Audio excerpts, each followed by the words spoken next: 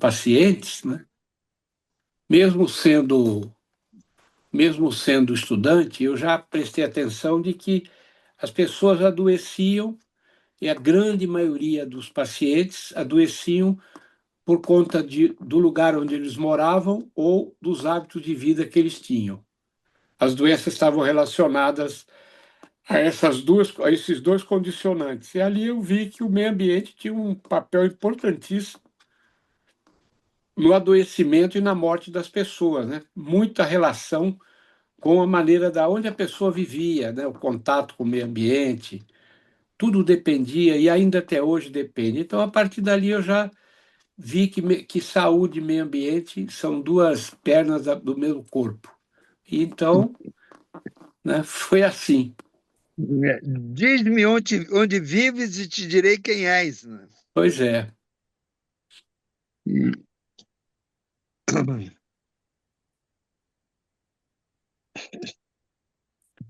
Há tempos eu vi uma comédia francesa chamada Os Viajantes. É uma comédia onde um cavaleiro cruzado do século XII, né, a partir de uma maldição de uma bruxa, ele salta no futuro e ele vem parar no século XXI, né? E assim que ele chega, ele acha que vai morrer, porque ele acha o ar, ele não consegue respirar, entendeu? Ele começa a passar muito mal. Ele passou perto de uma fábrica daquelas com aquelas chaminés compridas, aquela liberação alta de fumaça e tal, e ele começa a passar, mas o que aconteceu? O que que houve aqui, né? E realmente eu fico imaginando, né? Uma vez, antes da limpeza do Tâmisa, teve um sujeito que caiu no Tâmisa lá em Londres e ele morreu não afogado, mas da toxicidade da água, né? Então, realmente tem tudo a ver. A chuva, né? Temos a chuva tóxica. Bom, hoje teremos bastante tempo para comentar sobre isso. Aí seria mais uma introdução. Ou seja, o senhor já está antenado, o senhor formado, portanto, professor, há 51 anos. É, vai fazer 51 anos em dezembro. Que maravilha! Como a medicina mudou, não é, professor, desde a sua Ah, é formatura impressionante, não em tem nada a 70? ver.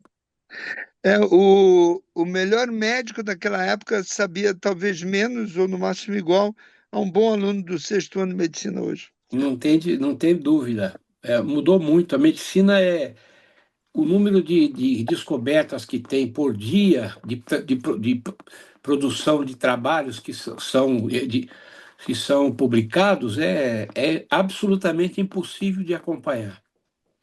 É Eu muito, fico muito imaginando. coisa. Hã? É, pegando gancho nesse filme, nessa comédia de ficção que eu vi, eu fico imaginando se Dante Pazzanelli, Miguel Couto, Carlos Chagas, essas figuras históricas chegassem de repente hoje, né, para se inteirar como anda a medicina, eles não iam nem acreditar, né? Eles não É iam verdade. acreditar. Medicina avança muito, a gente não consegue, ninguém consegue acompanhar tudo. É Eu- impossível. É Por isso que tem impossível. muita. Cada dia as pessoas vão ficando mais especializadas, né? Pois é, eu tenho temos um colega que é urologista e ele brinca dizendo que qualquer hora dessa teremos especialista para tratar do testículo direito e outro para tratar do testículo esquerdo, Com né? certeza. O, Você lembra que o ortopedista ele dava com tudo, né? Hoje em dia tem ortopedista de cotovelo, de joelho, de mão, de coluna. O ginecologista, ele tratava da saúde da mulher como um todo. Hoje em dia tem o mastologista. Tem gente que não faz mais parto, faz só doenças ginecológicas. Eu tenho um obstétrico que só faz. Então, nós costumamos dar 5 minutos de tolerância, professor. E eu vou começar às 25. Desde já agradecer imensamente, né, pela sua presença aqui e agradecer também a presença de todos aqui os companheiros que estão nos prestigiando com essa reunião aqui. O companheiro Marcelo, você acha que a gente já poderia começar, não? Toca o barco. Então, pronto, olha, dando início a mais uma palestra da Subcomissão de Saúde. Eu passo a palavra ao companheiro Marcelo de Carne para que apresente formalmente o nosso ilustre palestrante da noite de hoje. Com a palavra, companheiro Marcelo.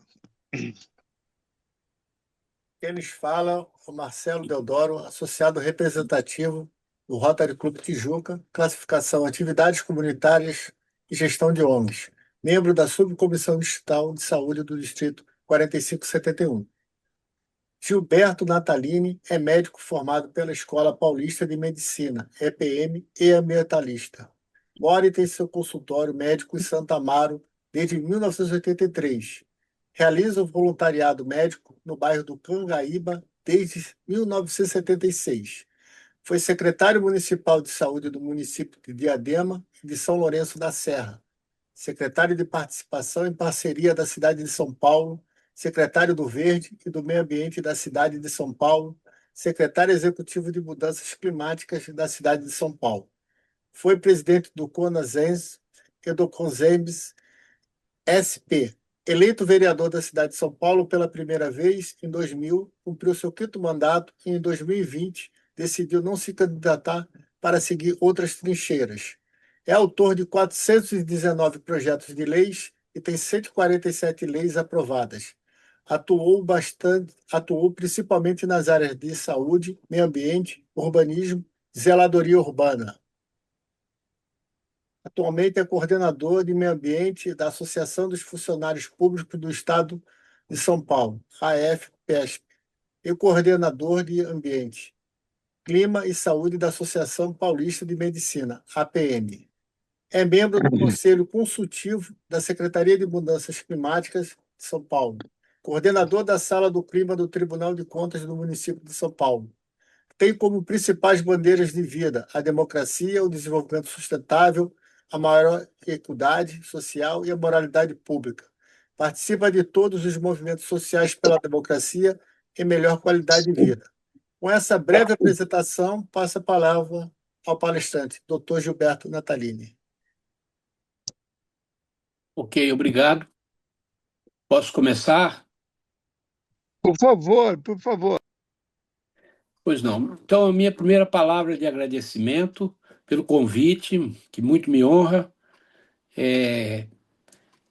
Eu fico assim muito satisfeito de estar entre vocês, pessoas que a gente respeita muito e que se congregam, né, para debater, discutir problemas da sociedade. Na verdade, nós temos ideais comuns. No fundo, todos nós queremos melhorar a vida dos nossos semelhantes. Esse é nosso objetivo, cada um do seu jeito, com o seu trabalho, mas temos objetivos comuns. Muito bem, eu quero colocar para você. Me pautaram para eu conversar um pouco sobre a questão ambiental e a questão climática, que hoje está na ordem do dia, na pauta do mundo inteiro e de muitas pessoas que estão voltadas para esse assunto.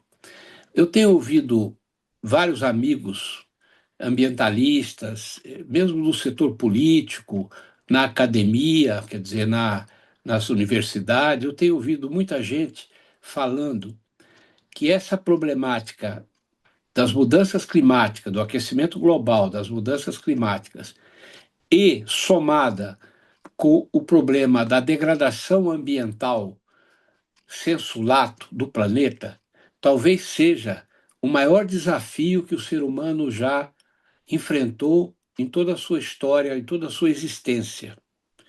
Porque é claro que a humanidade já enfrentou muitos desafios durante o transcorrer da sua história de vida, mas esse desafio que nós estamos enfrentando, ele é de uma dimensão, de uma profundidade que muitos interlocutores com os quais eu converso têm dito que talvez seja o maior de todos os desafios que nós enfrentamos. E esse é um desafio construído, causado pela própria mão, pela própria ação humana sobre o planeta Terra.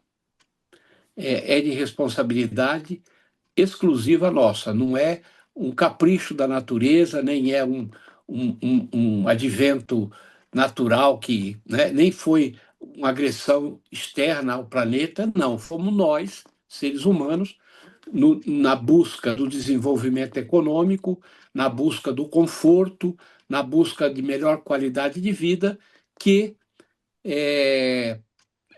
para produzir a energia que hoje é indispensável à existência humana, a energia elétrica, que move toda a estrutura de vida de cada um de nós, para conseguirmos a energia que move o transporte que nós utilizamos no dia a dia, nós descobrimos, a partir de 1850, um produto que é da natureza do planeta, né? Nós descobrimos que a utilização desse produto, que eu quero me referir ao combustível fóssil, né? Ao petróleo, nós conseguiríamos, com a combustão desse elemento, a gente poderia produzir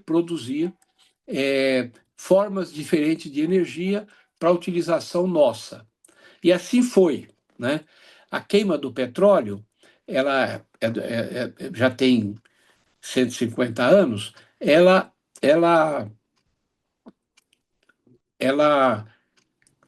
liberou durante todo esse período, né? A combustão do petróleo liberou gases que nós descobrimos de um tempo para cá que eles têm uma ação de cobrir o planeta como um cobertor, né? Como um cobertor, como uma estufa, cobrir o planeta, e isso produz, quando a irradiação do Sol entra na atmosfera, ela deveria refletir na água, no solo, e voltar, pelo menos a metade dela, voltar para o espaço. E esse cobertor causado por gases oriundos da combustão do petróleo, do combustível fóssil, do carvão, né?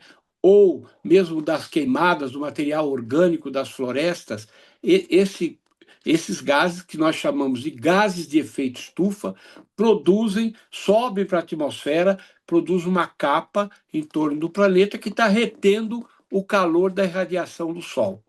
Em vez de ele bater e refletir numa quantidade natural, ele bate e reflete, mas fica retido em grande parte dentro da atmosfera do planeta, produzindo, então, desde aquela época para cá, o aquecimento do ar, o aquecimento do solo, o aquecimento da água, do mar, em particular. Então, isso foi dado o nome de aquecimento global, e logo nós descobrimos também que esse aquecimento do planeta, que hoje está em torno, desde que se começou a medir até o momento atual, de 1,43 graus em média de aumento, né? Ainda não chegamos num grau e meio, chegamos em picos de 1,5 graus, mas a média 1,40 e poucos graus. Esse aquecimento já provoca mudanças no clima do planeta que nós nunca tínhamos visto antes, né? Mudanças no clima. O clima tem apresentado mudanças intempestivas e incontroláveis, que nós chamamos também de fenômenos climáticos extremos. São as famosas mudanças climáticas e os fenômenos climáticos extremos que nós estamos vendo acontecer cada dia na maior intensidade e numa quantidade cada vez maior, né, pelo planeta fora. Então, por exemplo, estamos vendo agora chuvas altamente intensas no sul do Brasil.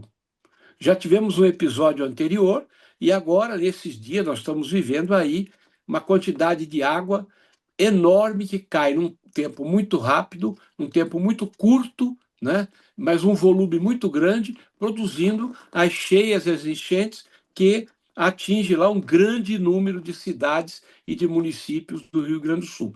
É uma face dos fenômenos climáticos extremos, as chuvas extremas. Por outro lado, nós temos também tido notícias, inclusive muito preocupantes e muito danosas, do calor extremo que está acontecendo na Europa.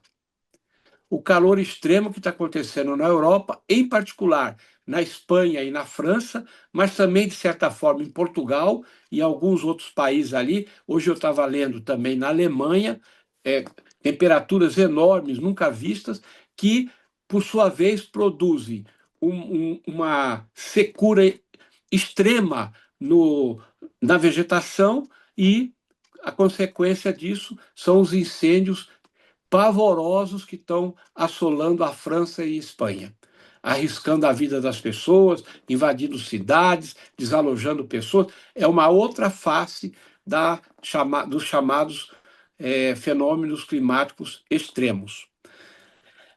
Além disso, a gente também pode acontecer que esses fenômenos podem também se manifestar de uma forma paradoxal. Então, por exemplo, determinados lugares do planeta acontece baixas de temperatura, temperaturas baixas, de uma maneira assim violenta, rápida, com uma queda de temperatura muito extrema, que é o contraponto do calor extremo. O frio extremo também, as baixas temperaturas extremas, também têm acontecido em vários lugares. Em particular, isso tem sido muito observado em Nova York, em determinadas regiões dos Estados Unidos, mas também em outras partes do planeta. Então, é uma outra vertente disso aí. Aqui no Brasil, nós tivemos aí há pouco tempo uma estiagem enorme, enorme, né? Um prazo enorme, uma quantidade de tempo que ficou sem chuva nenhuma, que atingiu em particular o Pantanal, né? O centro-oeste do Brasil, e foi assim catastrófico, né? Porque secaram lagos, secaram rios, e houve uma mortandade de animais enorme. Outra característica dos fenômenos climáticos extremos são as estiagens com tempo muito largo, muito grande, que fica sem chuva em uma determinada região. Tem uma região no norte da África, na verdade é no nordeste da África, que faz anos que não cai uma gota d'água, né? O exagero do clima também, e a região, a população está imigrando de lá, está indo embora para outros cantos, porque não tem mais condição de viver, porque não há condição de viver sem água, né? E essa água era trazida pela chuva. Então, nós temos observado isso, né? Isso tem afetado a vida das pessoas, né? Não só a vida física das pessoas, quer dizer, a saúde das pessoas, né? Vocês viram na Europa, se contabiliza dezenas de milhares de mortes pelo calor extremo, em particular idosos. As casas na Europa são preparadas para enfrentar o frio, onde eles estavam acostumados, né? As casas geralmente têm aquecimento artificial, mas a maioria das casas não tem esfriamento artificial. Então, a maioria das casas não tem sistema de ar-condicionado. E aí, o idoso dentro de casa, num calor de 40, 41, 42, até 45 graus, ele tem uma alteração fisiológica no corpo, o sangue fica mais espesso, produzindo infarto do miocárdio, acidente vascular cerebral, insuficiência renal e outras patologias que levam ele à morte. Mas por trás dessas patologias está realmente a alta temperatura. Isso está provado cientificamente. Aqui no Brasil, nós temos o professor Paulo Saldiva, que tem trabalhos e trabalhos mostrando como as ondas de calor afetam a saúde humana. Então, além da questão da saúde humana, ou seja, as pessoas morrendo ou por excesso de água, por chuvas intensas, né? Morre por desbarrancamento, quem mora nas encostas, morre por enxurradas que carregam as pessoas, ou morre logo a seguir por doenças que atingem as pessoas a partir das enchentes, né? Eu vou dar um exemplo aqui, a leptospirose, que é uma doença um micro-organismo que é contido na urina de rato, e com as enchentes aquilo se espalha e atinge as pessoas. Então, além da produção de doenças num número muito maior, nós temos acompanhado, por exemplo, as viroses que estão aparecendo, né? Eu vou dar um exemplo bem prático aqui de uma virose que já está endêmica no Brasil, que é o vírus sincicial respiratório, que era um vírus que atingia assim, de vez em quando tinha lá um surto, e que hoje a coisa ficou tão feia pelo número de casos e a repetição de casos, que o Ministério da Saúde acabou colocando na rede pública do SUS a vacina para o vírus sincicial respiratório, como prova de que essa virose aumentou muito com essas mudanças de temperatura e que, na verdade, acabaram expandindo o vírus, né? Outro exemplo que eu quero dar, só para passar para outra parte, é a dengue, né? O mosquito da dengue, que ele vivia numa parte aqui do Brasil, praticamente, hoje ele já está no sul dos Estados Unidos, subindo, e já está descendo para a Argentina em uma velocidade enorme. O mosquito está migrando porque as temperaturas são alteradas e ele precisa de determinado tipo de clima para poder sobreviver. Com o mosquito vai o vírus da dengue, que o mosquito é hospedeiro do vírus. Com o mosquito vai o vírus, e com o vírus vai a doença se expandindo pelo mundo afora.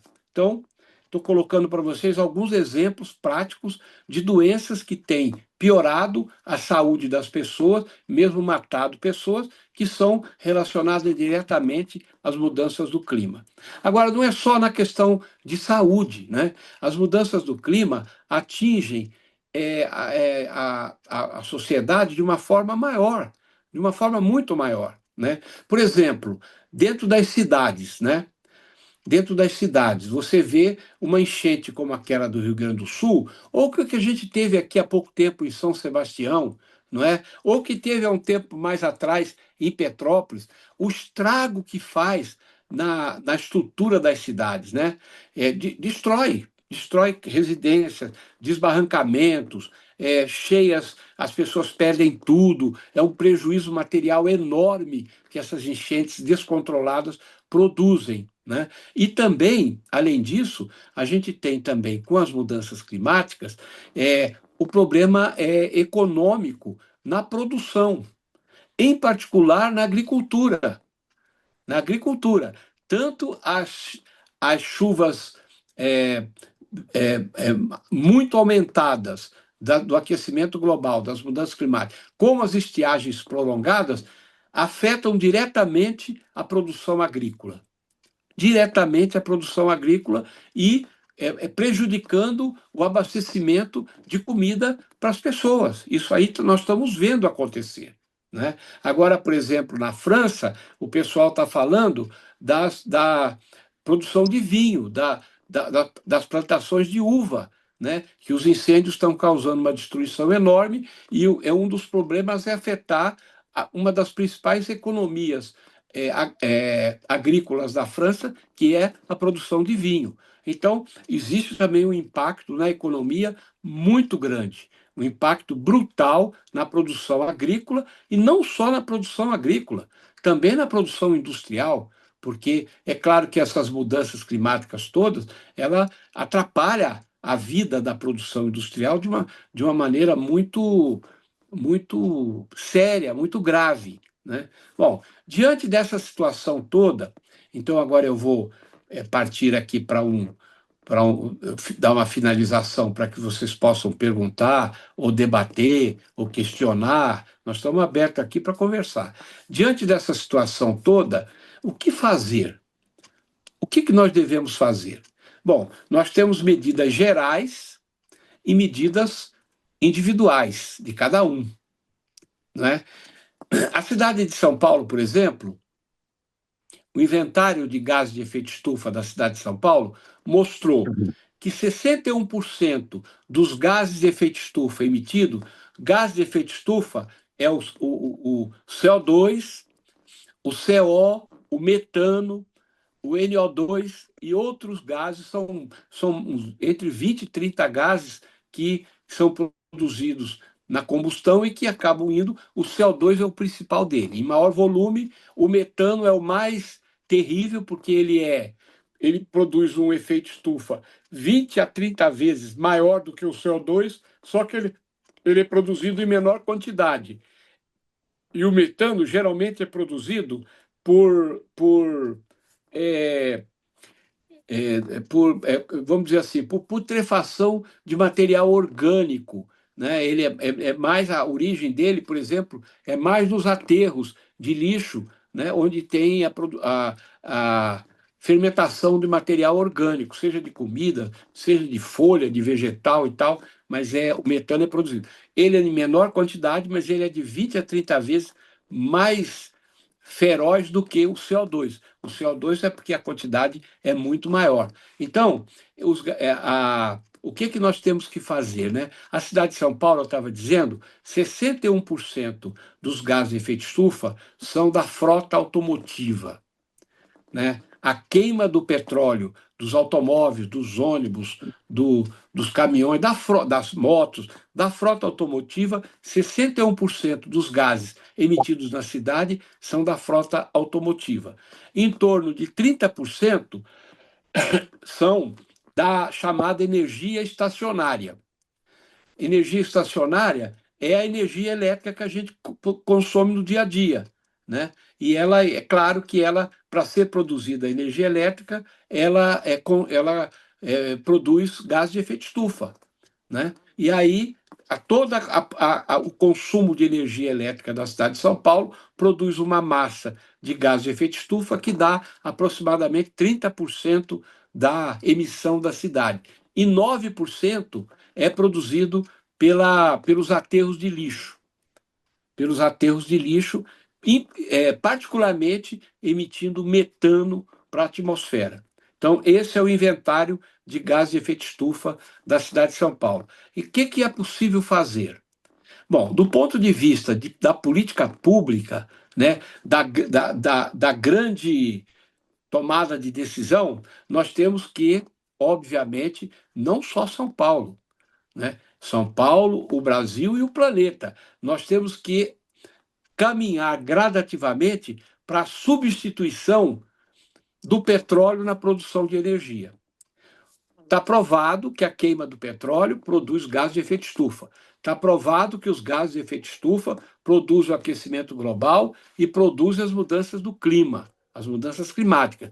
Isso, a grande massa de cientistas do mundo, a grande quantidade de cientistas, a imensa maioria, já entrou num consenso.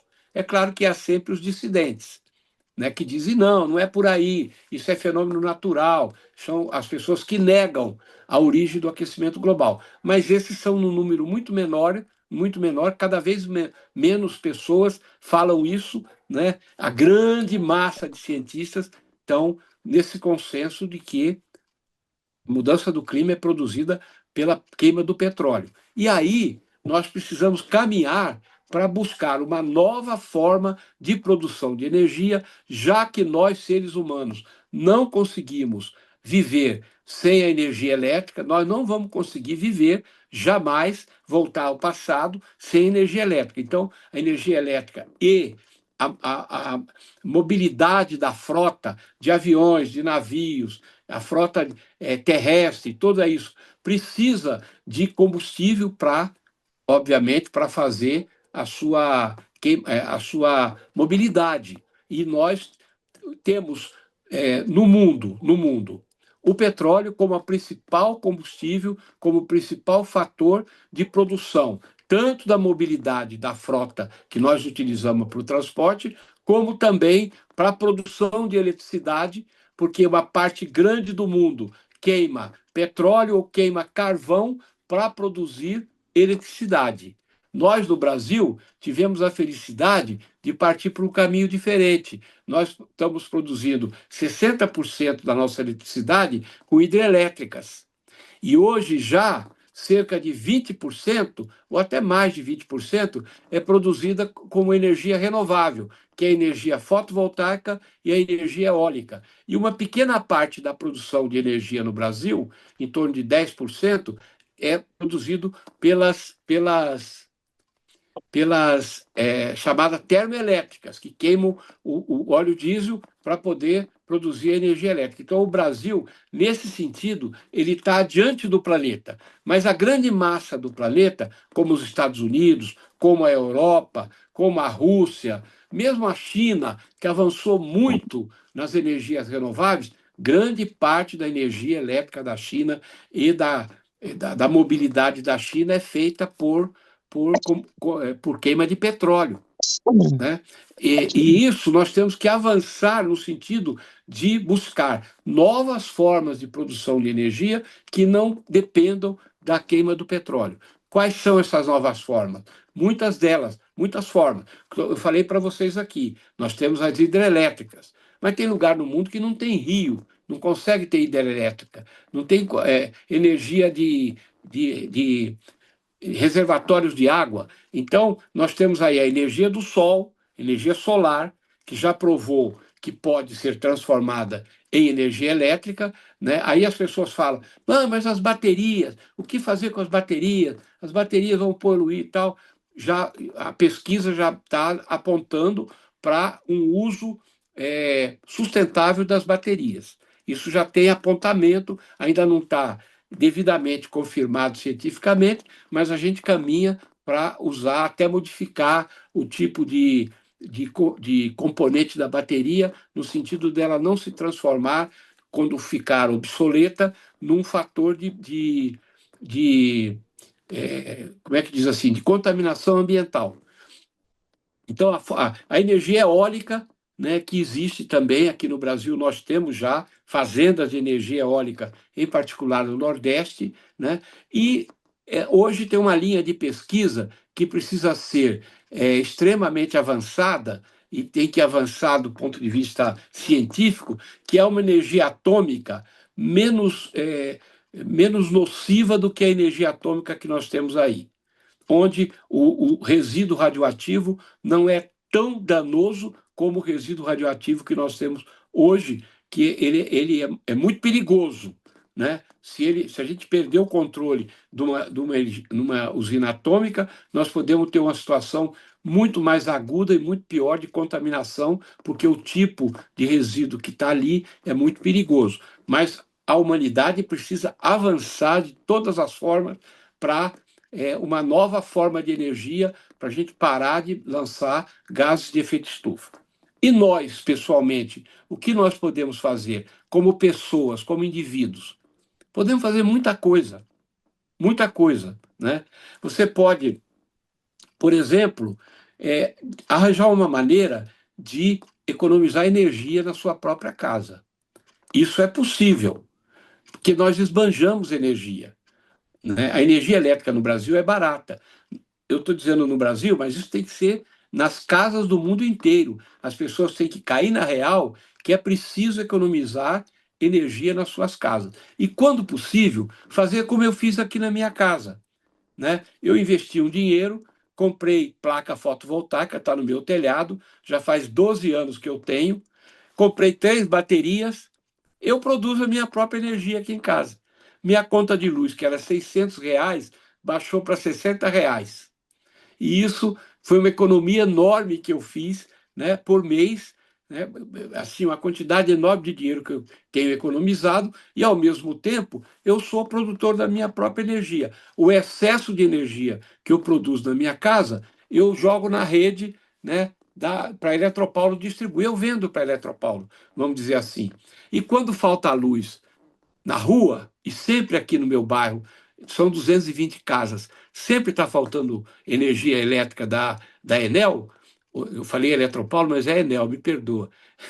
É a Enel. Então sempre falta energia aqui. A única casa acesa entre as 220 casas do bairro é a minha, porque eu tenho a energia fotovoltaica e ela é armazenada nas baterias. Então, à noite, as baterias durante 12 horas elas fornecem luz para minha casa. E de manhã, quando o sol nasce, o sol vem e recarrega a bateria. É uma forma, né, de eu ser um cara autossuficiente em energia.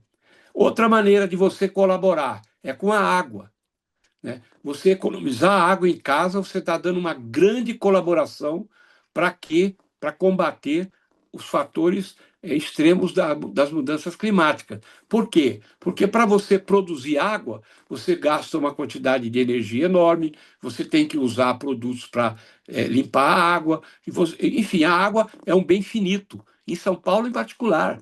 Nós temos ameaça aqui, a nossa represa aqui de Guarapiranga, a represa de Mariporã, com essa baixa de chuva, essa estiagem que deu, exagerada, das mudanças do clima aqui na nossa cidade, a água está ficando escassa. A gente vai chegar no final do ano, se não houver uma reviravolta de muita chuva, e parece que o El Niño aqui na região sudeste vai causar ainda mais estiagem, é o que está previsto. Vamos ver se concretiza. Tomara que não se concretize, mas o que vai acontecer? Nós vamos ter problema de abastecimento de água. Problema grave. São 22 milhões de pessoas na região metropolitana de São Paulo, todo mundo tomando banho, né? Todo mundo lavando louça, todo mundo lavando roupa, todo mundo bebendo água. Então, a água é finita. Então, se a gente economiza água, faz o uso racional, não é para passar sede que eu estou falando, nem deixar a roupa suja, mas é fazer de uma maneira inteligente. Por exemplo, aqui na minha casa, vou dar mais um exemplo pessoal. Eu coloquei bambona de azeitona, comprei aquelas bambonas de azeitona de 250 litros e coloquei embaixo das minhas calhas, que eu moro numa casa térrea. Coloquei embaixo das minhas casas, embaixo das minhas calhas, 2 bambonas acopladas. Eu recolho em cada chuva forte, que dá aqui 6 mil litros d'água. Então, para fins não nobres, eu utilizo essa água dessas bambonas, por exemplo, para molhar planta, para lavar quintal, para usar para fins que não são nobres, para lavar o carro, eu utilizo essa água de chuva. Quem mora em casa, ou mesmo quem mora em condomínio, pode fazer reservatório de água de chuva e usar, que vai ter uma economia de água enorme. Minha conta de água da Sabesp caiu a 1/3 depois que eu coloquei esses. Eu fiz uma gambiarra aqui, chamei um amigo meu que tem habilidade, ele mesmo colocou as bambonas, puxou as mangueiras da calha, e toda vez que chove bastante, eu tenho uma abundância enorme de água, porque eu tenho aqui uma coleta de água de chuva. Então, é uma outra alternativa. Você quer ver como você pode ajudar? Você pode ajudar dentro da sua casa, separando o lixo e colocando o lixo separado na sua porta nos dias de coleta. São Paulo tem hoje 100% de ruas com coleta de lixo normal. 100% de rua, né? A rua que não tiver coleta de lixo berra porque a prefeitura paga as empresas de coleta para ter 100% de coleta de lixo nas casas. E nós temos 100% de... A coleta de lixo normal passa 2 vezes por semana. E nós temos também 100% de ruas com coleta de lixo reciclável, que passa 1 vez por semana. Então, se você separa o lixo na sua casa e coloca no dia do lixo normal, o lixo separado, né? E o lixo seco, o lixo reciclável, você deixa para o dia que o caminhão de lixo reciclável passa, você está dando uma colaboração enorme, porque São Paulo produz 17 mil toneladas de lixo por dia. É uma coisa absurda. Nós não temos mais lugar para aterro na cidade. Nós estamos contratando um aterro no município de Caieiras. É fora de São Paulo.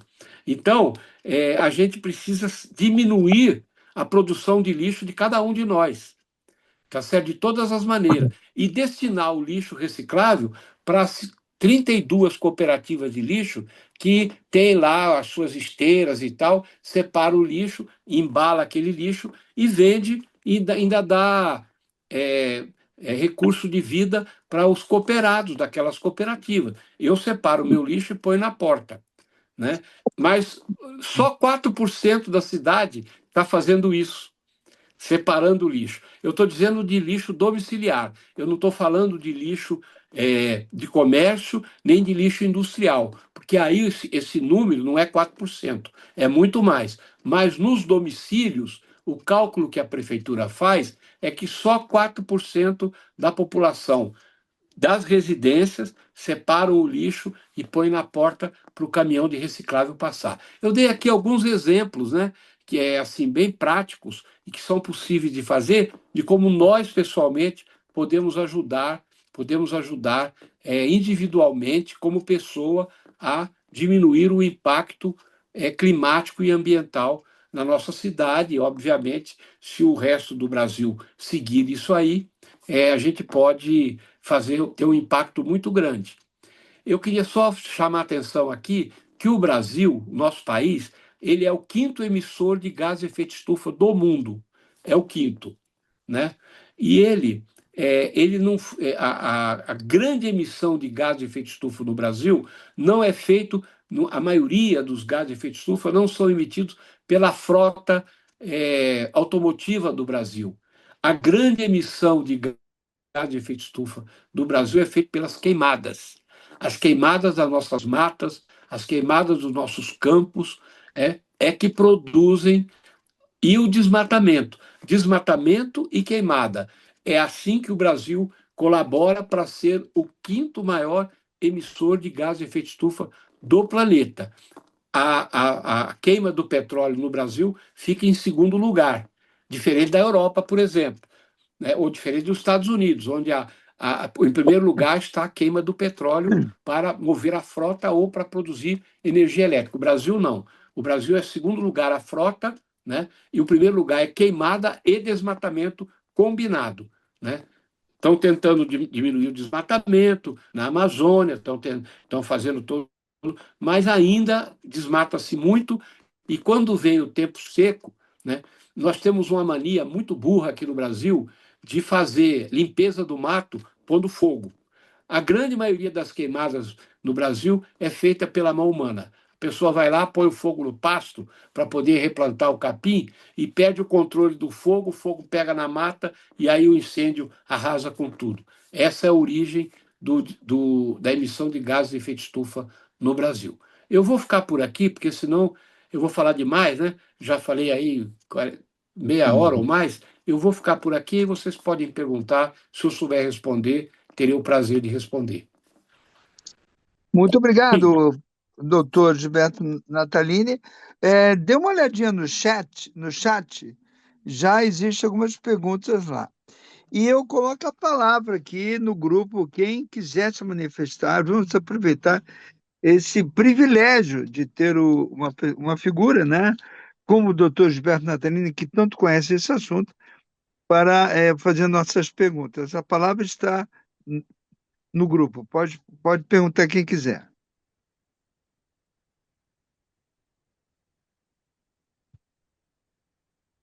Eu queria que você lesse o chat para mim, fazendo um favor, se você puder ler para mim, porque eu trabalho com celular aqui, entende? Eu estou no celular, então para mim é mais difícil. Se você conseguir ler as perguntas, eu respondo. Bom, ok, deixa eu entrar lá então. Elas também estão no celular, né? Enfim, mas Está no celular? vamos lá então. Mas no celular é possível. Eu vou ler então. Por Doutor favor. Natalini, de que forma as mudanças climáticas estão impactando diretamente a saúde da população do estado de São Paulo? Quais as doenças têm aumentado por causa disso? Bom, eu já fiz referência a isso no começo da minha fala, né? Mas eu posso reforçar aqui. Por exemplo, o Paulo Saldiva provou, com um artigo muito bem feito. O doutor Paulo Saldiva, ele é um patologista do Hospital das Clínicas, da Faculdade de Medicina, que vocês devem já ter ouvido falar. Ele se especializou em medicina, com saúde e meio ambiente. E ele fez uma pesquisa enorme sobre poluição do ar em São Paulo, e ele mostrou que a poluição do ar não é por gás de efeito estufa. A poluição do ar é por particulados da queima do óleo diesel e da gasolina, em particular particulados que contêm enxofre. Essa ou então a fuligem. Isso é que produz as doenças nos seres humanos, né? Ele provou que morre em torno de 5.000 pessoas por ano na cidade de São Paulo, só devido ao impacto da poluição do ar que é emitido pelo cano de descarga, em particular dos ônibus e dos carros a diesel, que são os mais poluentes. Mas agora, faz mais ou menos uns 3 meses, 4 meses, ele publicou um artigo onde ele estudou, olha só o que Paulo Saldiva fez. Ele foi, em dia de calor intenso, né, de calor extremo, de altas temperaturas. Nós tivemos vários episódios aqui em São Paulo, inclusive, quando eu estava na Secretaria de Mudanças do Clima, eu criei, já existia em São Paulo, o programa de baixas temperaturas, né? Quando o frio era intenso, a prefeitura detonava uma série de medidas para acudir as pessoas, em particular as pessoas em situação de rua. E aí nós criamos ali, por sugestão minha, o prefeito aceitou, fez um decreto e criou um programa de altas temperaturas. Então, quando a temperatura passa de um determinado limite, a prefeitura bota tendas na rua com água, com fruta, com cadeira para as pessoas sentarem, com sombra, com ventiladores, com vapor d'água, para acudir pessoas que estão na rua e que às vezes passam mal por causa do calor. Programa de altas temperaturas que a prefeitura já tem. Não sei quantas tendas já tem, mas os lugares de maior população andando na rua, a prefeitura monta essas tendas. Não sei se algum de vocês já viram. O Paulo Saldiva provou, em dias de alta temperatura, dobra o número de pessoas com infarto do miocárdio nos prontos-socorros públicos. Dobra, é o dobro de casos de infarto nos dias de calor extremo. Ele publicou esse artigo, inclusive, em revistas internacionais. Então, por quê? Porque o calor extremo, ele altera a consistência do sangue. As pessoas desidratam, principalmente os idosos. Atinge mais as crianças e os idosos. As crianças desidratam com muita facilidade, né? Tem mais dificuldade de reter água. E os idosos desidratam porque os idosos geralmente sentem menos sede e bebem menos água. E aí, no dia de calor, com a transpiração e tudo isso, ele perde água e o sangue fica mais espesso. O sangue mais espesso é predisponente, dá predisposição a causar tromboses. Trombose na coronária é infarto. Tromboses nas artérias cerebrais é derrame, é acidente vascular cerebral. E em outras partes do corpo. Então, o calor extremo, ele é muito grave, em particular para crianças, mas principalmente para idosos. E nós já temos um número grande de pessoas que morreram, aí se diz, morreu de infarto, morreu de AVC. Aumenta muito essas doenças no momento de calor extremo, mas é devido ao calor, por causa da desidratação, que torna o sangue mais viscoso. Então, essa é uma doença diretamente ligada à questão climática. Além disso, a gente tem também um número enorme de viroses, porque a variação de temperatura, em particular o aquecimento, produz a liberação e a multiplicação de vírus, que muitas vezes não estavam existindo para nos atingir. Eu dei o exemplo aqui do vírus sincicial respiratório, que é um vírus muito sério, em particular para os idosos, né? Ele atinge particularmente os idosos, e no caso dos idosos, ele dá uma bronquiolite grave. Eu digo isso aí com conhecimento de causa, porque eu tive infecção por vírus sincicial respiratório há 2 anos atrás. Até hoje ainda não me livrei da bronquiolite que aquela infecção me causou. O número de casos aumentou muito de um determinado tempo para cá, e está relacionado com as temperaturas, está relacionado com alterações do clima. Eu até disse aqui, foi tão grande o número de casos que o Ministério da Saúde comprou a vacina, que não é barata, e colocou na rede SUS a vacina para o vírus sincicial respiratório. Então, as viroses, elas estão aumentando bastante, por conta da alteração das temperaturas. São doenças também que as mudanças climáticas causam na nossa sociedade, em São Paulo, no estado de São Paulo e no Brasil todo. Companheira Vânia, pode fazer a sua pergunta? O grande negócio envolvendo as terras. Claro, boa noite. Doutor Ciro, importantíssima a sua presença aqui. Muito obrigado pela sua palestra até o momento. A minha pergunta, eu vou tentar fazer uma junção de três coisas. Como o senhor mesmo disse, é sobre o petróleo, que é um dos piores que trazem para a gente todo esse efeito estufa. O que o senhor pode nos dizer sobre os carros elétricos, a preocupação depois com essas baterias, o que podemos fazer?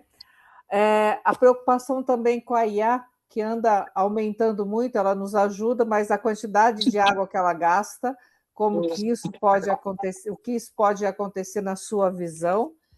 E como o senhor falou do lixo, o lixo gera um chorume, e esse chorume, se for bem guardado, trabalhado, ele pode virar energia. O que o senhor poderia nos dizer a respeito dessas três coisas que eu tentei fazer uma pergunta só? Muito obrigada. De Goiás. Olha, a sua pergunta ela envolve uma quantidade enorme de informações, né? Mas eu vou resumir, bem resumidinho, aquilo que está no meu alcance. A questão dos carros elétricos é uma solução. Por exemplo, vocês veem em São Paulo os ônibus verdinhos, vocês não veem? A senhora já viu os ônibus verdinhos elétricos? A senhora está me ouvindo? Sim, já vi sim. Já viu. Já tem 2.000 em São Paulo. A lei de mudança de combustível dos ônibus da cidade de São Paulo é de minha autoria. Parabéns. Foi eu que fiz essa lei. Toda vez que eu vejo um ônibus verdinho, eu tenho assim uma coisa, um sentimento que não é muito agradável de se ter, orgulho. Né? Mas eu sinto um orgulho danado de falar, pô, está mudando a frota. Cada ônibus verdinho desse deixa de queimar 35 mil litros de diesel por ano. 2.000 ônibus elétricos que já tem andando na cidade deixa de queimar 70 milhões de litros de diesel por ano. Então é assim uma paulada na poluição maluca. E nós temos 13.000 ônibus na cidade de São Paulo. Só tem 2.000 por enquanto. Mas a prefeitura está com a ambição de chegar a 5.000 ônibus elétricos, tirar 5.000 ônibus a diesel num prazo mais ou menos curto. A bateria é um problema, a bateria. A senhora tem toda a razão. Mas eu disse aqui, né? Já existem pesquisas, em particular na China, de mudança das substâncias que produzem as baterias. Por exemplo, já estão experimentando e já estão colocando no ar aí a bateria a sódio. Essa bateria a sódio, ela não é ambientalmente agressiva. E nós temos, por exemplo, as baterias de carro, que todo mundo falava. Já ouviram alguém falar mais em poluição por bateria de carro? Por quê? Porque a indústria ela se reciclou e as baterias são reaproveitadas. Ninguém joga mais bateria de chumbo fora como jogava, só se for um criminoso. Mas hoje já tem reaproveitamento das baterias, praticamente, elas voltam para ser recondicionadas e voltam. A bateria elétrica também vai acontecer a mesma coisa. A hora que começar a ter estoque de bateria, nós vamos ter toda uma linha de reaproveitamento da bateria, de reciclagem. Então, eu não vejo, sinceramente falando, uma ameaça assim, muito violenta de poluição por bateria.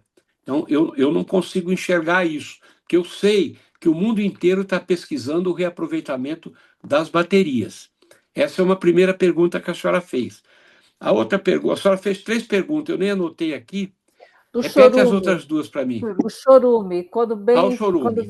bem trabalhado, ele pode gerar combustão, né?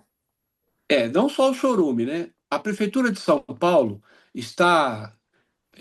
vai investir em 3 chamados ecoparques. Não sei se a senhora ouviu falar. Sim. Um ecoparque lá no... 2, pelo menos, estão encaminhados. Um no aterro Bandeirantes e outro no aterro São João. Então, a proposta desse ecoparque é fazer um parque mesmo, grande, e no meio do parque uma usina que eles estão propondo de queima de lixo para a produção de energia elétrica. E aí é assim, tem muita crítica, né? Primeiro, a crítica que tem é que a queima do lixo vai produzir substâncias químicas cancerígenas. Mas existem usinas, hoje, são caras, com filtros que não extravasa nenhum tipo de fumaça tóxica da queima do lixo. Então, essa tecnologia já existe. São caros, eu repito. Então, vai ter que investir nesses filtros em usinas que sejam zero de poluição do ar. E a produção de energia na queima desse lixo produz uma cinza que é inerte, ela não é poluente, entendeu? Então, na hora que colocar essa usina, custa milhões uma usina dessa. A hora que colocar uma no aterro Bandeirantes e outra no aterro São João, nós vamos tirar dos aterros uma quantidade enorme de lixo. E eu quero dizer para a senhora, os aterros, o Brasil tem quase 3.000 municípios, eu acho que são em torno de 2.000 e poucos municípios que não têm aterro, que é lixão. O prefeito pega o lixo e joga lá num canto, na terra normal. Ali é poluição total. Mas os aterros de lixo bem planejados, eles têm capas impermeáveis, o chorume não vai para a terra. E aí você recolhe aquele chorume e dá um uso ambientalmente correto, né? Isso é uma outra alternativa. Eu acho que nós devíamos caminhar para a diminuição do lixo. Eu disse para vocês, São Paulo produz 17.000 toneladas de lixo por dia, mais 8.000 toneladas de entulho, que é o lixo da construção civil. Olha só, 17 com 8 dá 25.000 toneladas de lixo por dia. Nós produzimos em São Paulo. Então, a grande sacada da cidade é diminuir a produção de lixo. É possível isso? É possível. Se cada um de nós separarmos o lixo da nossa casa e encaminharmos o lixo seco para a reciclagem, a gente pode diminuir, porque o lixo é composto da seguinte maneira: 51% é lixo orgânico. Lixo orgânico é resto de comida, é folha, é pedaço de madeira, lixo orgânico, 51%. 35% é lixo reciclável. Você pode reaproveitar. É vidro, é metal, é papelão e papel, é lixo reciclável. 35%. E 15% do nosso lixo é rejeito, que a gente chama. Então, se a gente conseguisse fazer plantas de compostagem na cidade para produzir adubo orgânico com o lixo orgânico, que é grande, né? Você vê, 17.000, 8.000 toneladas é de lixo orgânico, é resto de comida, como fala, de restaurante, é um monte de coisa aí que é jogado para o aterro. 35%, se a gente separasse o lixo, já era 35% menos de lixo reciclável que ia para o aterro. Se cada um de nós separar, a prefeitura está passando o caminhão uma vez por semana. O caminhão sai batendo lata, porque as pessoas não põem o lixo reciclável para fora. Entendeu? Mistura tudo e bota lá no dia do lixo comum, vai tudo para o aterro. Então é uma educação ambiental da gente separar o lixo. A prefeitura, esse lixo orgânico pode ser usado nessas usinas de queima, uma quantidade grande, e a gente vai ter 15% de rejeito que também pode ser queimado nas usinas de aproveitamento de lixo para fazer energia. Esse é um processo que São Paulo está começando. Por enquanto, nós temos o aterro.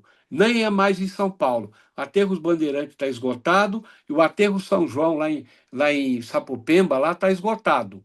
Os dois aterros nossos não podem mais receber lixo. Nós estamos mandando lixo para Caieiras, para uma área que a cidade de São Paulo alugou em Caieiras e joga o nosso lixo lá. Mas daqui a pouco também lá vai esgotar.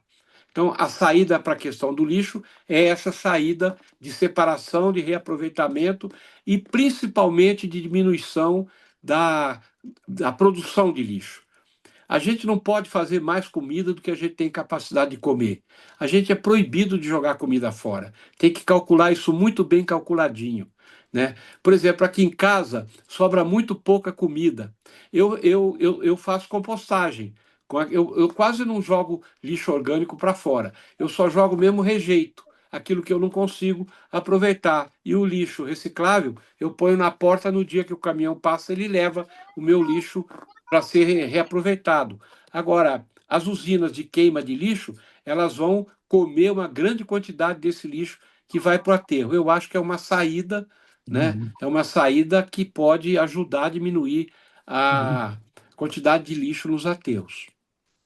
O companheiro Muito Paulo Sá está de obrigada. mãozinha levantada aí. Sim. Fala, Antes Paulo do Sá. companheiro Paulo fazer a pergunta, tem algumas perguntas que eu li aqui no chat que já foram respondidas, então eu não vou refazê-las. Por favor, companheiro Paulo, pode fazer a sua pergunta.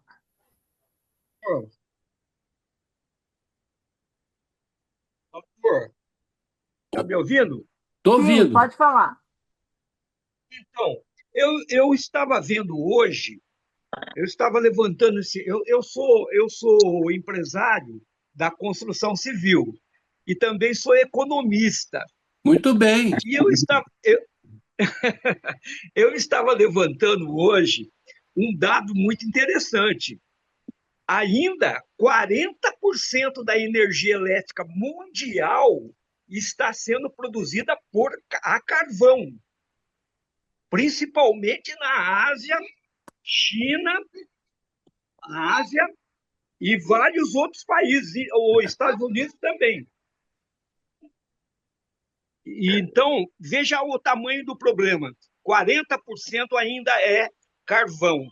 O carvão é um produto que está na pauta do capitalismo, porque ele é barato, ele é altamente poluente e é barato. Antes das duas guerras que nós estamos observando, a tendência do petróleo era cair para mais ou menos $50 o barril, e alguns bancos nos Estados Unidos diziam que o petróleo poderia chegar a $40. A coisa de 2 anos atrás, ele raspou $20. Então, o petróleo ele voltará a ser abundante no mundo. Vai sobrar petróleo, porque existem muitas formas de prospecção que barateou a prospecção. Então, veja bem, nós estamos numa encruzilhada, porque o capitalismo exige soluções baratas. Nós temos ainda 4 bilhões de pessoas subconsumindo. Como que nós vamos diminuir o lixo? Esses países que estão subconsumindo, eles têm como referência os países que consomem num grau muito elevado. Essa é a grande referência, é a motivação dos países pobres, a África, a Ásia, a América Latina. Então, eu não vejo saída. Eu não, sinceramente, eu vejo o senhor, eu fico até admirado que o senhor resolve todos os seus problemas aí pessoais, retém água, faz compostagem, mas, infelizmente, é muito pouco. O problema mundial é muito sério. Bom, o senhor fez uma afirmação, não é uma pergunta, né? Mas a afirmação do senhor procede. Eu disse aqui, né? Bom, eu faço pouco, mas eu faço a minha parte, né? Eu não posso falar sem dar o exemplo. Então, eu falo dando um exemplo prático na minha vida. Isso aí já é um defeito meu, quer dizer, uma qualidade, eu quero dizer. Porque é pouco, mas se todo mundo fizesse o seu pouco, nós estaríamos numa situação muito mais, vamos dizer assim, tranquila. Agora, o senhor tem razão, né? Por isso que eu falei no começo da nossa conversa que é o maior desafio que a humanidade já enfrentou em toda a sua existência, é o que está acontecendo hoje. E foi um desafio produzido pelas nossas mãos, né? Por quê? Porque nós descobrimos a energia do combustível fóssil. Combustível fóssil é petróleo e carvão, né? Nós descobrimos essa energia e nós estamos enfiados de cabeça nela. Ela é a forma universal de produção de energia. E eu repito o que eu disse no começo: sem energia, nós não conseguimos mais viver. Se a gente ficar 3 dias sem energia elétrica, a gente fica doido, que a geladeira para, o chuveiro não funciona, a televisão não funciona, os equipamentos em casa. Então, a energia hoje, ela faz parte da nossa vida, é quase igual a sangue, está dentro da vida do ser humano. Mas nós temos que enfrentar esse desafio para mudarmos a forma de produção de energia. Nós temos que descobrir novas formas de produção de energia. E ó, eu vou falar mais uma coisa. Eu não sou daqueles, eu acho que os ambientalistas do mundo hoje, como Carlos Nobre, como o Paulo Artacho, todos esses ambientalistas, esses climatologistas que falam hoje, eles não pregam que a gente deva voltar para a idade da pedra da produção. Não se trata disso. Não se trata de você diminuir o consumo. Ninguém vai deixar o conforto para voltar uma época anterior. O conforto faz parte hoje do dia a dia da nossa vida. O que a gente precisa é produzir de uma maneira mais eficiente e de uma maneira menos agressiva. E existem maneiras de se fazer isso, de você produzir, de você consumir de maneira mais inteligente, menos agressiva, sem diminuir o consumo. É uma questão de você vamos dizer assim, equacionar esse caminho, entendeu? Existem hoje, por exemplo, metodologias de agricultura que você pode produzir sem precisar derrubar toda a floresta como tem sido derrubado. Nós não precisamos usar 600 tipos diferentes de agrotóxicos como o Brasil usa. Inclusive, 100 desses agrotóxicos são agrotóxicos banidos em vários países mais desenvolvidos do mundo e nós aqui jogamos de avião em cima da terra e dos rios. Eu sou médico em exercício, sou gastrocirurgião.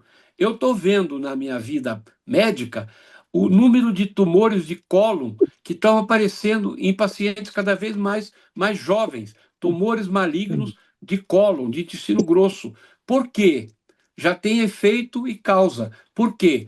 Pelos agrotóxicos que nós estamos comendo e pelos ultraprocessados que nós estamos comendo. Então, nós temos que dar um jeito de mudar a nossa maneira de viver, a nossa maneira de consumir. Isso não significa você parar de consumir, de jeito nenhum, né? O senhor que é economista sabe que o consumo é uma coisa inerente na humanidade. E com a tecnologia e com o aumento da produção, o consumo se diversificou de uma maneira brutal, né? Os países pobres têm direito a consumo.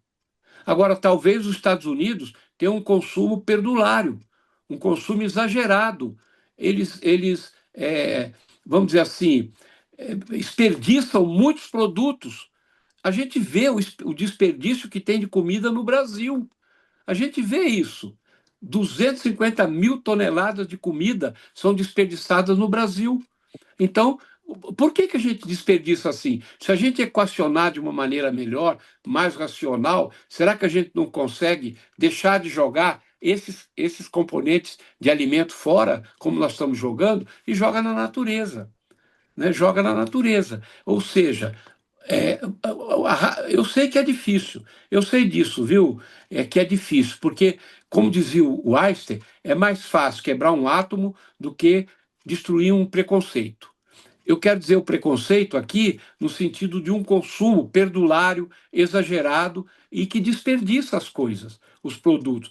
Sempre foi muito fácil ir no mar buscar peixe. Agora está cada vez mais difícil. Se a gente não racionalizar a pesca, ou se a gente não começar a reproduzir espécies, como, por exemplo, o Chile faz, né? Reproduz espécies. Quem vai no Chile, que vai no mar, vê aquelas gaiolas enormes de produção de peixe para venda de consumo. Então, a gente tem condições, né, de melhorar a nossa relação com a natureza e organizar um pouco o nosso consumo, pelo menos para não desperdiçar.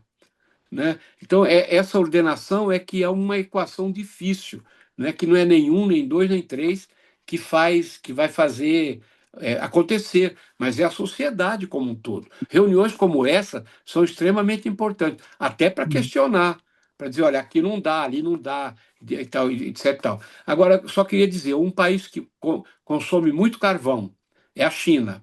Muito carvão, muito, né? A China consome. Mas a China está dando um exemplo para o mundo, e olha que eu sou absolutamente contra qualquer regime autoritário, seja ele de onde for. Então, já posicionei politicamente aqui contra o regime da China. Mas a China está dando um exemplo de transição energética, que é um exemplo que o mundo tem que copiar. Ela está aumentando de tal forma o uso de energias renováveis para a produção de energia, que ela vai alcançar daqui a pouco uma produção de energia limpa que o mundo inteiro ainda não alcançou. Então, ela está dando esse exemplo.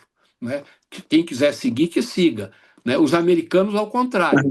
Né? O governo americano tem pregado o petróleo como alternativa o presidente americano fala isso todo dia. Enfim, mas é um debate legal. Isso aí, gostei muito da sua intervenção. Bom, eu gostaria de fazer também algumas colocações aqui, professor. É o seguinte, eu sou carioca, apesar de morar há 34 anos aqui em São Eu José também dos Campos. sou, viu? Somos dois. Viu?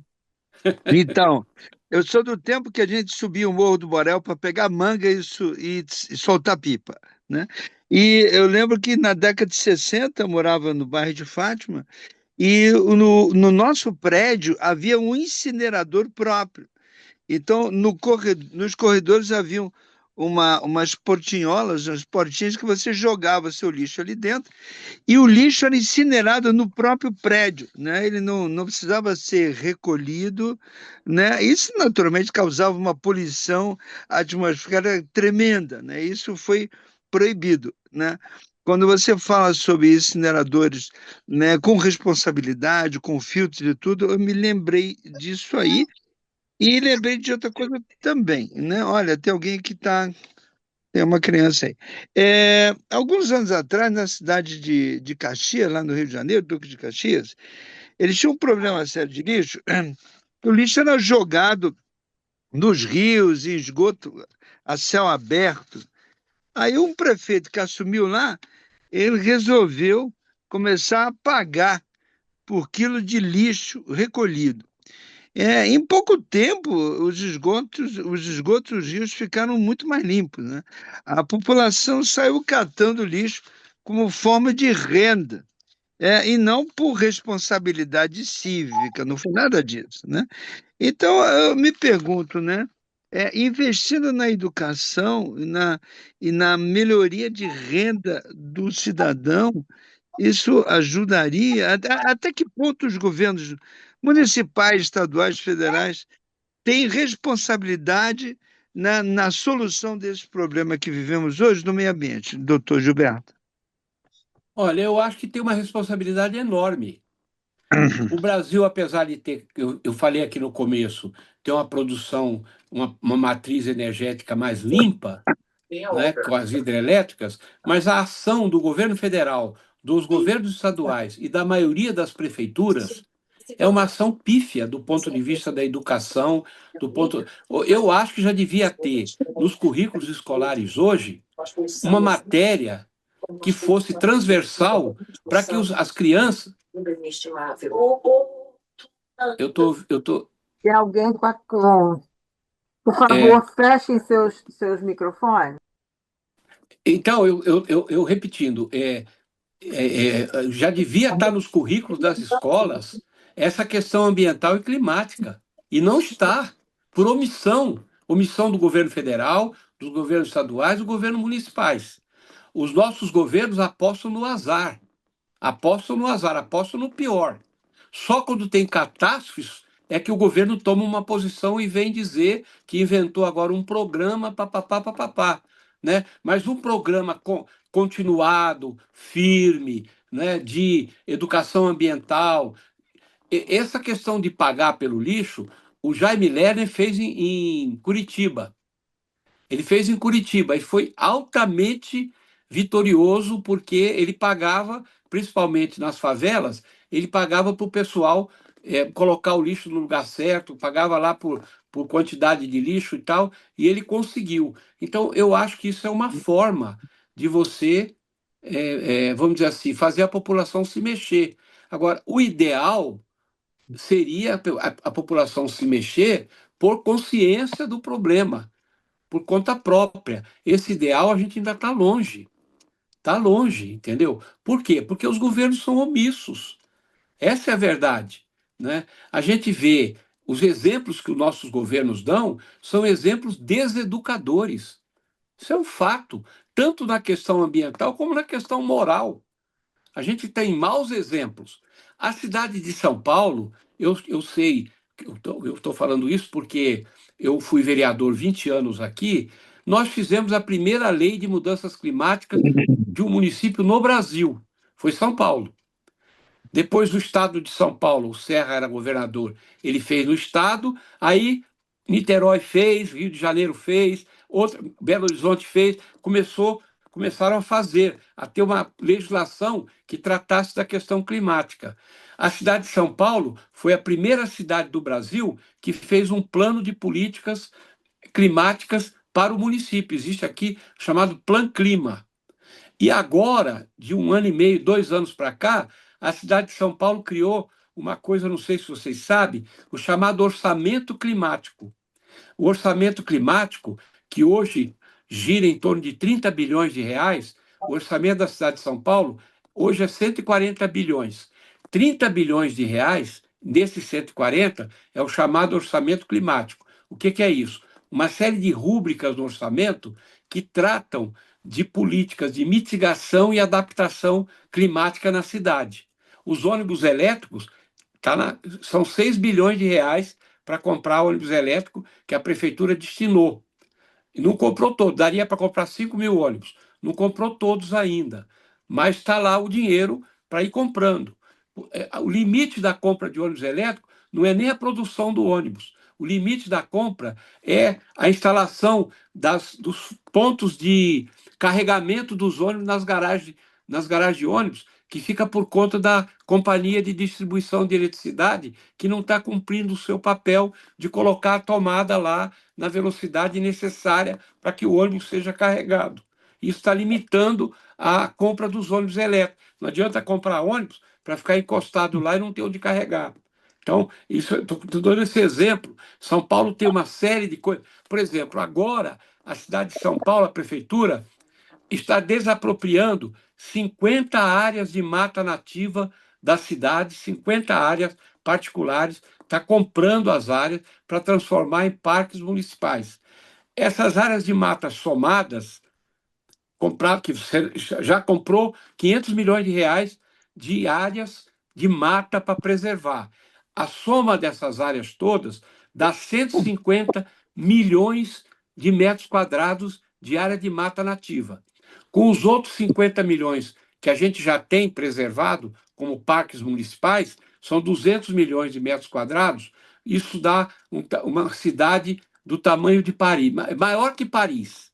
Nós estamos reservando de mata aqui. Isso é uma atitude política do governo de São Paulo. Mas eu digo para vocês, o resto do Brasil não acompanha isso.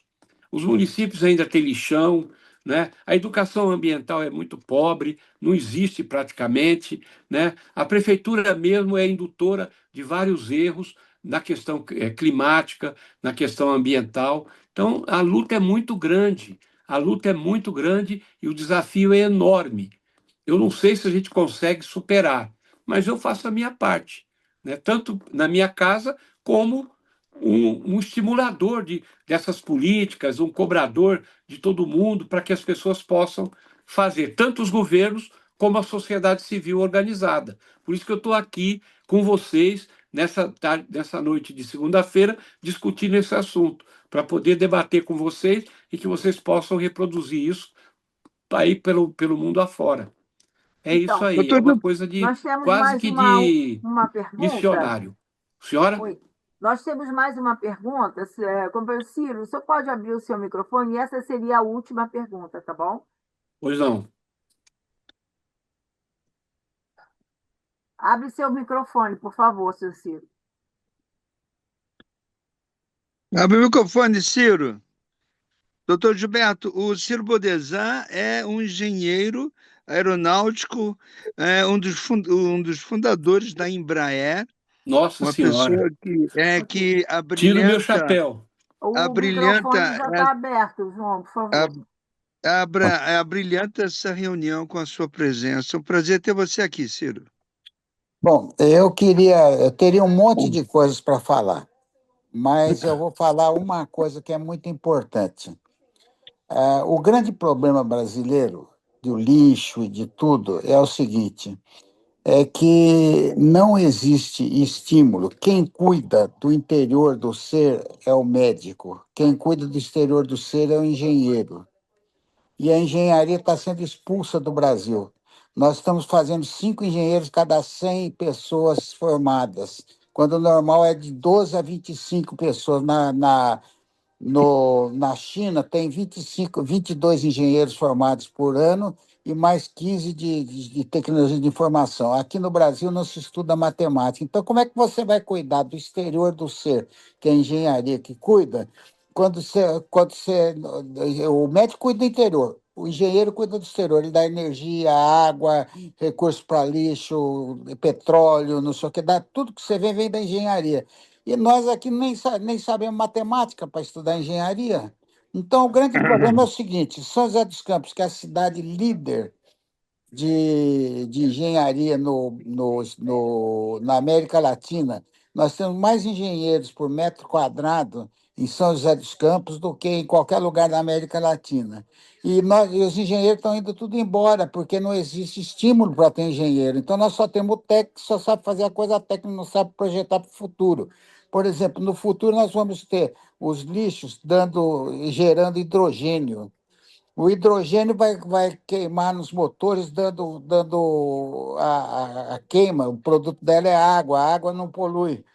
Então, isso é uma das coisas. Outras coisas é o seguinte: existem tipos de acumuladores de energia que estão sendo estudados, mas não tem dinheiro para fazer os estudos, que é, por exemplo, você aquecer as areias para guardar a energia das energias eólicas e de painéis que existem.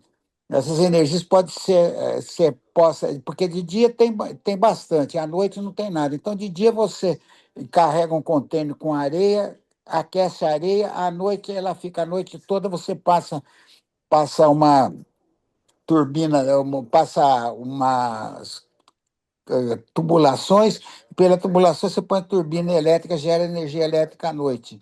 Mas isso daí tudo é importante porque o governo não dá valor à matemática. Essa é a primeira realidade.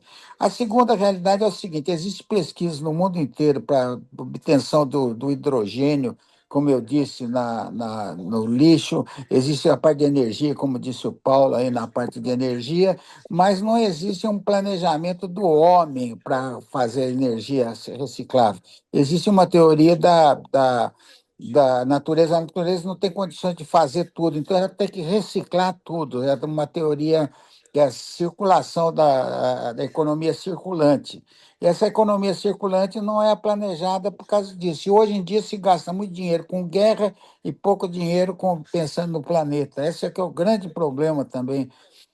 O mundo está. Eu já tive informações agora do exterior, de gente que mora nos Emirados Árabes e na Arábia Saudita, que não vai faltar engenheiro para arma e para guerra e para mísseis, porque diz que até em 10 anos o mundo todo vai se armar tremendamente e não vai ter dinheiro quase que para nada, a não ser para armamento. Então, essa situação do mundo é muito pior do que o Paulinho falou, do que os outros falaram, porque a situação está difícil. E no Brasil é pior ainda, porque nós não temos estímulo do estudo da matemática. Enquanto não se estimular, o governo estimular o uso da matemática, nós não vamos ter engenheiros, não vamos ter médicos, não vamos ter nada. São José dos Campos, a cidade de maior índice de médicos, não tem um vereador engenheiro. E eu acho que não tem nenhum médico também como vereador. Então, Não tem, todas as não. cidades não têm engenheiro e não têm médico. Como é que vai planejar alguma coisa se não tem engenheiro nem médico para planejar? Então, o grande problema nosso é educação e governo eficiente. Só isso.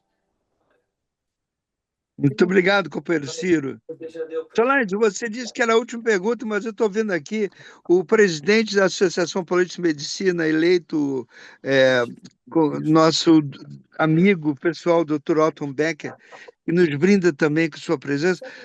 Depois dessa brilhante palestra do nosso colega, Dr. Gilberto Natalini, né, que realmente nos abrilhantou essa noite. Você gostaria de fazer alguma pergunta, Otton? Você que também faz parte do Conselho Municipal de Saúde, representando a PM?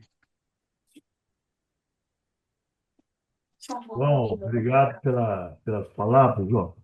Dr. Gilberto Natalini é um grande amigo nosso na Associação Paulista de Medicina e uma referência nessa área de clima mesmo, né? Então, é sempre um prazer poder estar ouvindo a palavra dele, né? Ele estava numa reunião com a gente agora há pouco, ele saiu da reunião mais cedo, eu saí faz 10 minutos, e acabei pegando só o finalzinho aqui da reunião de vocês. Me desculpe até eu entrar tão tarde. O Gilberto estava no comecinho da reunião, saiu para vir para dar essa aula para a gente, né?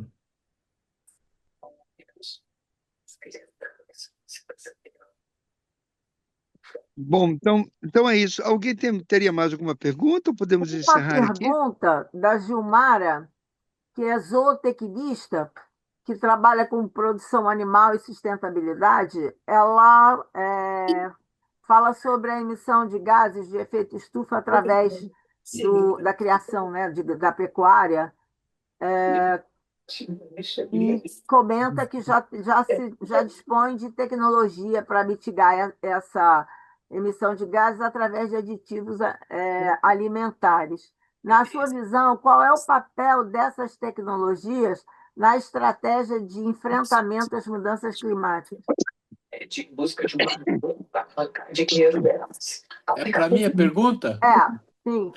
Olha, eu disse aqui também, aliás, eu queria cumprimentar o engenheiro da Embraer. Eu tenho um livro aqui do engenheiro. Queria mostrar para o senhor, para vocês todos. Quando São Paulo fez 450 anos, nós editamos esse livro. 450 anos da história da medicina paulistana. E o pós-fácio desse livro é escrito pelo Osiris Silva. Tivemos a honra de ter o Osiris Silva fazendo o pós-fácio do nosso livro. Então, eu quero te parabenizar pela sua história de vida profissional. E parabenizar o colega que estava na reunião da chapa comigo, e eu saí antes porque nós estamos com uma eleição na APM, na Associação Paulista de Medicina, e nós temos a chapa 1, que ele também está apoiando, e eu saí antes para não faltar com vocês, mas ele teve a condição de continuar lá e depois você me conta o que rolou lá na reunião. Mas eu vou responder o seguinte: eu disse, e aí eu concordo com o engenheiro, que existe um relaxamento das políticas. Eu falei aqui, né, que os governos fazem muito pouco e ele acabou de confirmar, né, que o nosso país é um país que tem muito problema de enfrentar as situações e os desafios por relaxamento, por burrice e até por má fé de governos e setores da sociedade nossa. Mas o ser humano ele é danado, né? Quanto maior a dificuldade, maior é a capacidade do ser humano de resolver problemas. Então, a nossa colega aí que tem relações aí com a questão animal, ela disse uma verdade. O arroto do boi é um grande emissor de metano, um grande emissor, né? O Brasil tem 200 milhões de cabeça de gado. Então, vocês imaginam esses bichos tudo comendo e arrotando a quantidade de metano que nós emitimos. Mas, hoje já tem tecnologia para o capim, para tratamento do capim, que o boi vai comer, vai ruminar e a quantidade de metano produzida é menor. Veja o milagre da tecnologia que é feito para mitigar a emissão de metano pela alimentação do gado. Isso nós estamos dando esse exemplo. Mas nós poderíamos dar. Olha, o senhor falou das baterias alternativas de acúmulo de energia, né? Olha o campo que se abre. O senhor falou uma coisa importante que eu me esqueci de falar, que é a energia produzida pelo hidrogênio.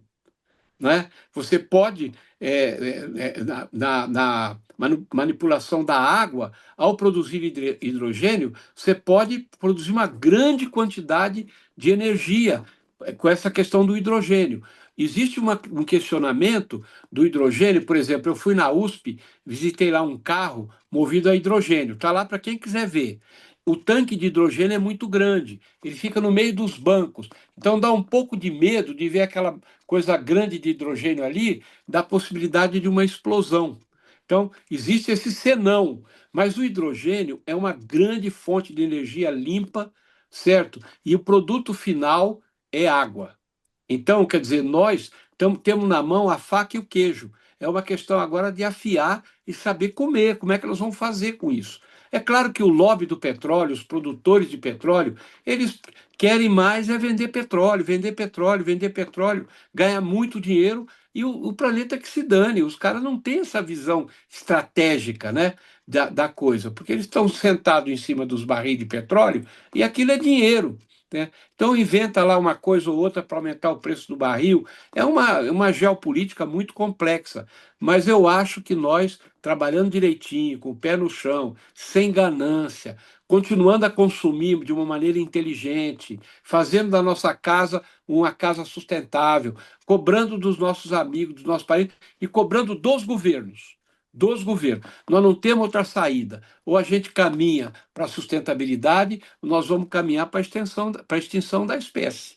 Porque do jeito que vai indo, né, para vir uma nova pandemia aí produzida por um vírus que está ainda contido e que daqui a pouco solta, não custa. Né? Então, a minha mensagem final é uma mensagem de realismo, mas, ao mesmo tempo, é uma mensagem que a gente não pode jogar a toalha. Nós temos que trabalhar de toda maneira para mudar essa realidade. E a gente tem capacidade científica e técnica para superar todas essas dificuldades políticas, econômicas e sociais e para fazer a coisa acontecer ainda num prazo ainda razoável. Muito obrigado pela atenção de vocês. Desculpa de falar demais, mas o assunto é palpitante. Eu estou à disposição depois para quem quiser entrar em contato comigo, pega aí o contato com a direção aí e pode me procurar que a gente tem o prazer de conversar, continuar conversando. Obrigado. Doutor Gilberto Natalini, em nome da Subcomissão de Saúde do Distrito 4571 do Rotary International e de todos os companheiros aqui presentes, eu quero agradecer imensamente pela sua presença e por compartilhar tanto conhecimento conosco hoje. Sua palestra nos fez refletir sobre a nossa responsabilidade